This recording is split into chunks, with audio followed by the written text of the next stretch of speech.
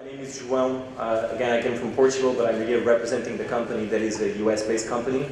But let me start, before you go into the product and whatnot, let me start with what's happening in credit. So the new digital economy is changing the way financial institutions are thinking and managing credit and risk.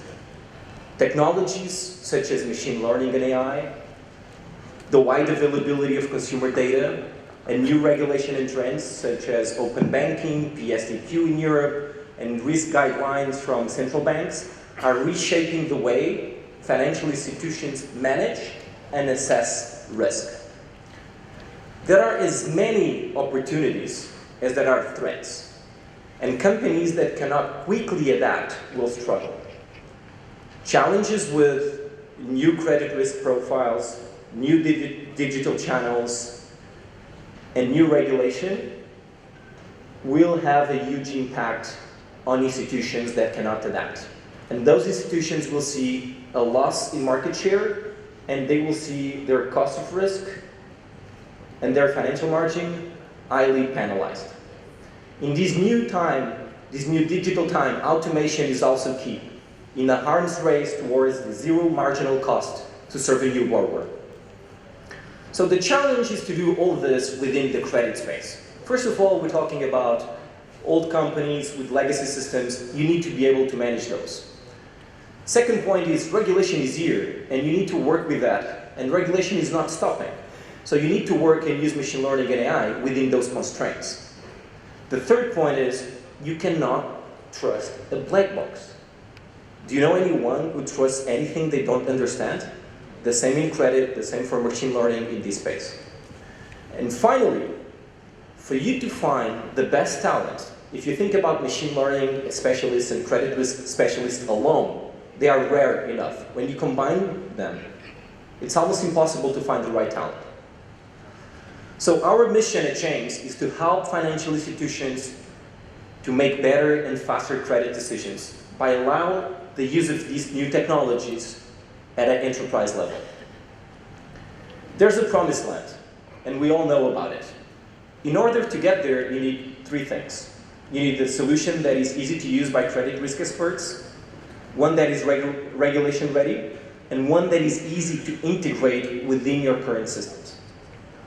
We are the fastest solution. We are the ones that can get you there faster than anyone else. The benefits and the results of the promised land are very well known, and we are not the only ones publishing those. So let me walk you through a demo now. What we are about to see, it's how a risk officer would build a model and validate. So we start here on the validation page. So this is a scorecard, a traditional model. We support both traditional and advanced machine learning models. So here, a risk officer can check the scorecard, how decisions are being made. He can check specific statistical metrics that are important for him. So let's move on, and now let's reproduce the same thing, but instead of a scorecard, let's use a machine learning model. As you see up on the top, you have a wizard. 5 easy steps. Select an algorithm, split the data, explore the data, transform the data, and then run the model. So we're going to do this in automatic. So James is going to run an automatic experience. This would take a few minutes to run, so we have an experiment already here for you to check it out. And as you can probably see, we have 5 more Gini points just by using a machine learning model. That means credit is accessible to more people, and you'll be able to have less defaults. Okay? The question at this stage is a little different. So now that I'm using a machine learning model, I'm really happy with what I can get for my business. Can I actually understand the decision? And that's one part of the game, one part of the technology that we've worked really hard to explain credit decisions. So here, what we're going to do is to answer a few questions. Well, what are the dependents of my model on the variables that I have? Can I trust the model to put in production? Is this model able to match my intuition? For instance, you're seeing there now, expenses, there's a huge impact. And the model is saying that the more expenses I have, the better I am. Something doesn't quite add up, right? So the reason for that is the data tells you that, because people that have higher income usually have higher expenses. And the model is looking at expenses instead of income. So what James allows you to do is to input that business knowledge that you have and to force the model to say, you know, expenses, the more, the worse. You click it, you run the model again, and James will run automatically a machine learning model, but now forcing this monotonicity. Okay? So what we're going to look next, if we have some time, is now that I've built the model, I want to check my intuition. So I want to simulate, and I want to do two things. First of all, I want to see if there's any redundancies in the data. And then the second thing that I want to do is to check what happens to a loan application. So I have a way to try and test what happens to a person that has certain income, certain salary, and whatnot. So just to wrap up quickly, as a global company, we are very proud with the vast knowledge base that we've developed in this space, credit risk. And we are very proud to be helping a lot of institutions worldwide to make credit more accessible, safer, and overall more efficient. Thank you so much.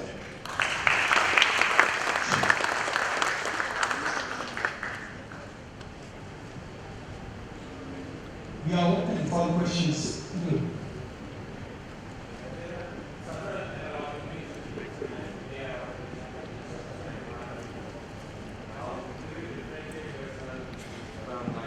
Open source tools or Azure ML or someone like Data Robot, who all offer ML automation. You seem to be specifically offering a solution to credit. How do you have any inbuilt models on which the features have already been developed? How are you since you are very focused on the credit aspect of it, I'm just curious to understand how you are better off than other ML automation tools specifically to that aspect. Sure. So there's two ways to answer that question. One is purely focusing on the technology, and that's very simple. We are the only ones focusing credit, so we have this focus on the vertical, and therefore we've invested a lot in a specific knowledge base that the others don't have. So we have data from many institutions, and we can use the learnings from that data to others. Data Robot won't have that, especially in credit. But more than that, from a technology standpoint, what's really, really unique about us, it's the explainability and the monitoring. It's all around credit, right? So the way you explain a self-driving car, it's totally different from the way you explain a credit decision. And when you're explaining a credit decision, you need to explain to a variety of stakeholders. You need to explain to regulators, senior managers, operations. And the way you do that depends on your knowledge base. On a non-technical overview, we are the only team out there that has credit team experts giving support to the product, to the users, instead of generic machine learning experts. How detailed it shows individual exposures of each corporate level in a dashboard, James dashboard? Sorry, can you say that again? How detailed level it shows individual corporate level, exposures in the individual corporates, So it's an individual portfolio. Sure. Multiple portfolios. So most of what we do, just let me take one step back. Most of what we do is based on consumers. We do cover a few asset classes on the small business corporate level, but we only cover the two asset classes, which is invoice financing, factoring, if you will, and merchant cash advance, which is basically what Amazon does to their merchants. We focus on online first because of the unknown risks and the new risks coming from unknown channels, and those are the two asset classes that we cover on the small business side. No corporates at this point.